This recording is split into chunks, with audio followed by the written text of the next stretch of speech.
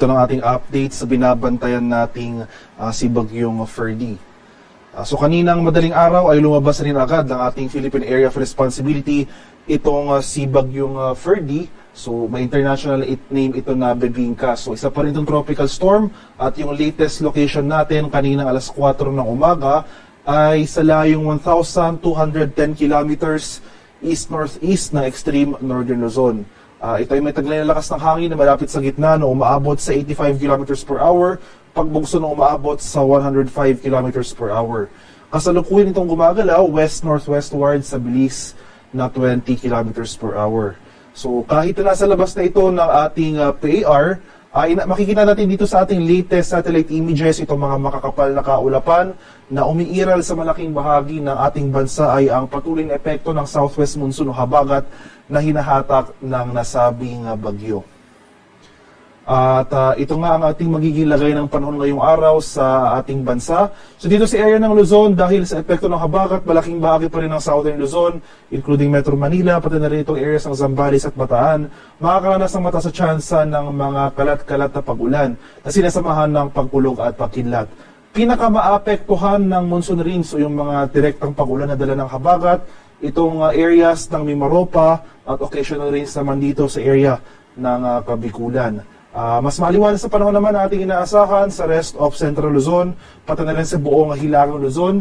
Gayun pa naman posible pa rin yung tsansa ng mga biglaan at panandaling ang buhos na ulan na dulot nga ng trough o extension ng tropical storm sa labas ng ating Philippine Area of Responsibility. Maximum temperature forecast para sa lawag ngayong araw, posibleng umabot ng 32 degrees Celsius. 32 degrees naman dito sa area ng Tuguegarao at 23 degrees Celsius sa Baguio City. Maximum temperature forecast ngayong araw sa Metro Manila, posibleng umabot ng 30 degrees Celsius. At 29 degrees naman dito sa areas ng Legazpi at Tagaytay. Sa bahagi naman ng Palawan, Visayas at sa Mindanao, malaking bahagi rin ng Visayas, actually buong Visayas, pati na rin sa area ng Palawan, at most of Mindanao makakaranas ng mataas na tsansa ng pag-ulan. Samantala, bahagi maulap hanggang sa maulap na papawiri na sinasamahan ng mga isolated rain showers or thunderstorms sa ating inaasahan sa bahagi ng Davao Region. So monsoon rains rin na ating inaasahan dito sa area ng Palawan at dito sa western section ng Visayas. At samantala, cloudy skies at mataas na tsansa ng mga kalat-kalat na thunderstorms sa ating inaasahan sa central at eastern Visayas pati na rin sa most of Mindanao. Maximum temperature forecast para sa Kalayaan Islands ngayong araw, posibleng umabot ng 31 degrees Celsius. 30 degrees naman dito sa area ng Puerto Princesa, 29 degrees Celsius sa Iloilo at 31 degrees Celsius sa areas ng Cebu at Tacloban. Maximum temperature forecast para sa Cagayan de Oro ngayong araw, posibleng umabot ng 30 degrees Celsius. 32 degrees naman sa area ng Davao at 31 degrees Celsius sa bahagi ng Zamboanga.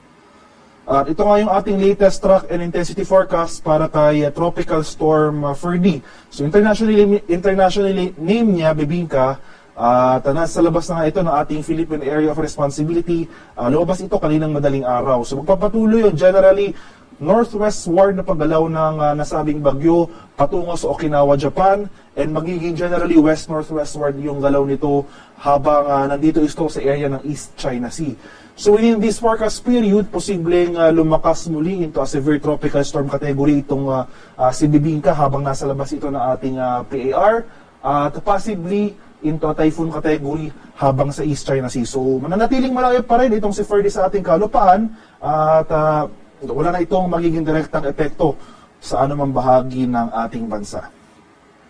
Gayun po ma'am, dahil sa epekto ng habagat na hinahatak pa rin ng nasabing bagyo sa labas ng ating PAR, makakaranas pa rin tayo ng mga pabugso-bugsong hangin sa ilang bahagi ng ating bansa. So starting today hanggang tomorrow, asahan natin itong mga pabugso-bugsong hangin sa mga areas ng Batangas, Mimaropa, Bicol Region, buong Visayas, sa Caraga Region, Northern Mindanao, Zamboanga Peninsula, Barm at Davao Region. Mababawasan yung mga pagbugso ng hangin sa areas ng Batangas at Barm pagsapit ng Lunes. In terms naman of rainfall o yung mga malalakas sa pag-ulan na dala ng habagat, significant amounts of rainfall pa rin na ating inaasahan in the next 3 days na dala ng southwest monsoon na hinahatak nga ng naturang bagyo. So 100 to 200 millimeters of rainfall, ito yung heavy to intense rainfall ating inaasahan. dito sa areas ng Mimaropa, Western Visayas at Negros Occidental. Katamtaman ng kasang lalakas sa pag-ulan naman ang ating mararanasan sa Zambales, Bataan, Cavite, Laguna, Batangas, southern portion ng Quezon, dito sa Kabikulan, nalalabing bahagi ng Visayas, Misamis Occidental, Zamboanga del Norte, Lanao del Norte, Lanao del Sur, Maguindanao del Norte, Maguindanao del Sur, Sultan Kudarat, Sarangani, Basilan, Sulu at sa Tawi-Tawi.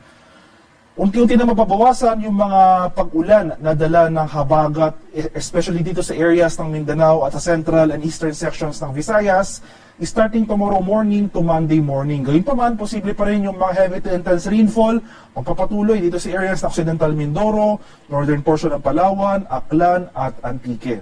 Samantala, moderate to heavy rains naman ating inasahan sa southern portion ng Quezon, buong Kabikulan, nalalabing bahagi ng Mimaropa, Negros Island Region, at sa nalalabing bahagi ng Western Visayas. Mababawasan pa yung mga pag-ulan na dala ng habagat pagsapit ng Monday morning to Tuesday morning, especially dito sa areas ng Quezon at dito nga sa area ng Negros Oriental. Gayunpaman, magpapatuloy yung heavy to intense rains dito sa area ng Occidental Mindoro at sa northern portion ng Palawan. Moderate to heavy rains magpapatuloy dito sa nalalabing bahagi ng Mimaropa, Camarines Sur, Catanduanes, Albay, Sorsogon, Masbate, Negros Occidental at Western Visayas. Kaya sa mga nabanggit na lugar, for the next 3 days, posible pa rin tayo magtaas dyan. Yung ating mga kasamahan sa Pag-asa Regional Centers, posible pa rin mag-issue ng heavy rainfall warnings or rainfall advisories.